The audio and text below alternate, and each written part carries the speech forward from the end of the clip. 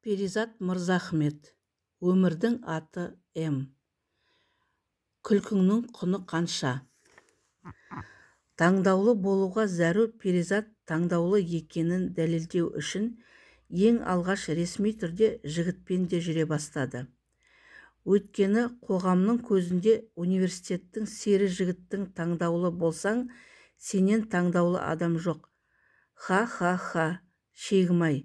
Сөйтіп Перизат бақанда 2 жыл мен бір күнде сүймеген адаммен жұп болып жүрді. Айналасы екеуінің болашағын айдан анық көріп отыр.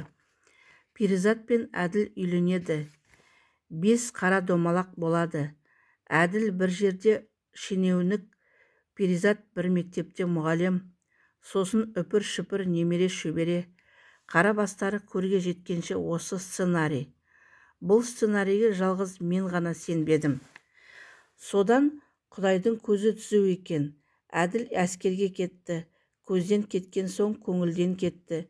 Перизат өсті ме, мен жетілдім бе, әйтеуір Әділ әскерден келе сала үйленейік дегенде Перизат жоқ деді.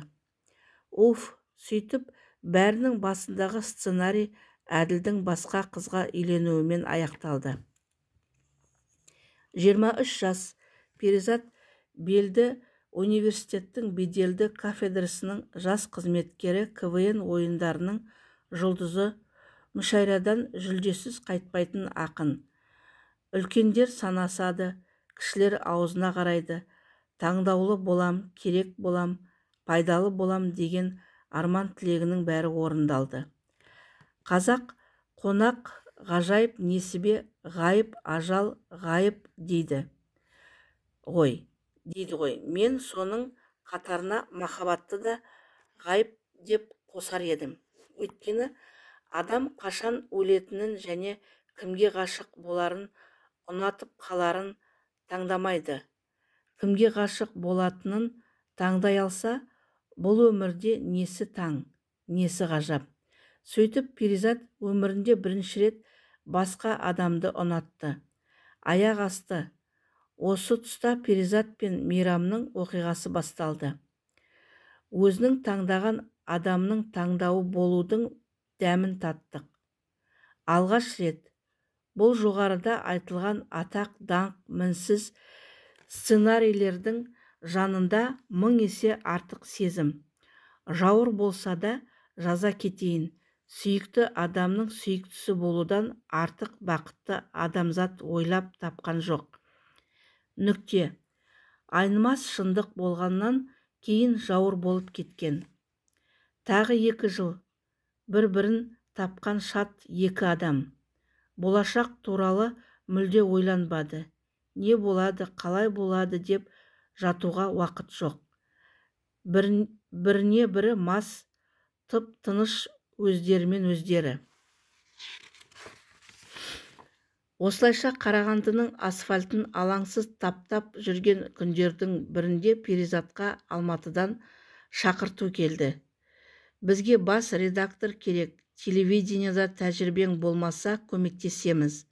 Алып кетесің, миың жетеді. Қарағанды деңгейінде керек болудың, таңдаулы болудың жоспарын орындап тастаған Перизаттың басына Алматыға кету деген идея қонды. Ол жалғыз идея жай жата ма? Балалай бастады. Әжемнің мұз құрсауынан құтылып, нағыз еркіндікті сезейін. Көбірек ақша тауып, отбасыма, тұрмысқа шығайын деп жатқан сіңіліме көмектесейін.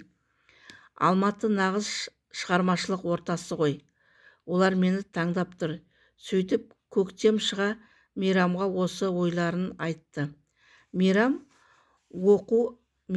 оқуы әлі бітпеген. Студент, Қарағандыдан ары асып көрмеген жас. Бара алмаймын деді. Перизаттың басындағы идеялар шу-шу етіп менің даусымды естіртпеді. Сөйтіп Қарағандының Бұқар Жырау көшесіндегі ЦУМ деген атақты дүкеннің алдында екеуі еңіреп тұрып қоштасты. 28 мамыр күні Перизат бір сөмкесін плацкарт вагонға салып, Қарағандымен қош айтысты. Жолың болсын деуге сіңлісі Бекзат пен болашақ күйеу баласы бір топ студентті келді. Мейрам келмеді. Иә, Мейрам келмеді. 2 айдан соң басқа адамға үйленді. Тойына Перизат барды. Бас үстелде отырған Мейрам екеуі Жанармен ұғынысты. Мейрам, сенсіз де бақыттымын. Перизат, Алматыда бақыттымын. Шындығында олай емес. Мейрам жарты жылдан соң ажырасып тынды. Ал Перизат аңсап келген Алматыға үйренісе алмай, телевидение мен шоу-бизнестің тау толқындарына төтеп бере алмай күйзелісте жүрді. Не деген топас тәкаппарлық десеңші.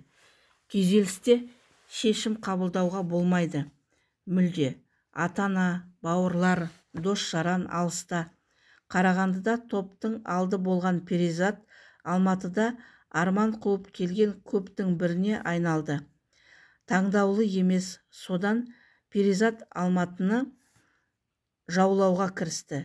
Тәулігіне 2 сағат ұйықтап, жаяу жүріп, Галина Бланка қатқан дәмдеушін ыстық суға салып ішіп, атақты жетім бұрыш арқылы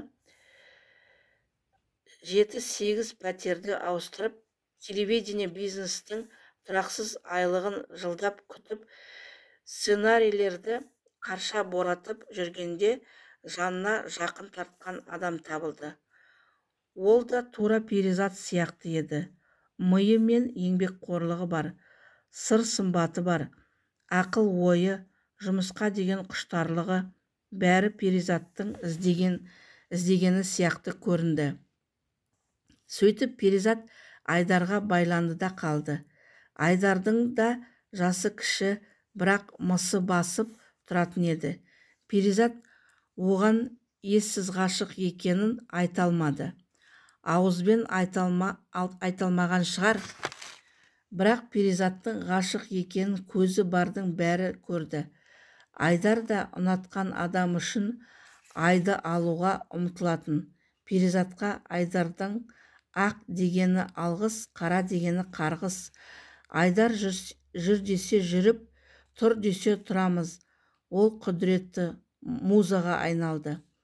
Ол сен жаза аласың, сенен басқаның жазғанын оқи алмаймын десе болды, күн демей, түн демей, ауырдым демей, ашпын демей жаза беруге дайын еді. Керек болу керек деген ой ұранына алды Перизат Айдарға. Керек болудан артық бақыт жоқ деген жаңа мақсат тапты. Айтқан соң адалынан айту керек. Айдар емеурін білдірген емес, бірақ бұл нағыз махаббат деп ойлаған Перизат және мен жоқты бар деп санадық. Нағыз махаббат таңертеңгі бірінші ой, жатар алдындағы соңғы ой деген әдемі сөзді жаттап алдық та Айдармен ойша жұп болып, ойша бақытты болып, ойша бірге қартайып бара жаттық. Жоқ, шынында солай еді ғой. Көзі ұйқыға кеткенше Айдар екеуінің мінсіз болашағын елестетіп, таңертең көзін аша салысымен Айдарсыз тағы бір таң атты деп қамығатын еді.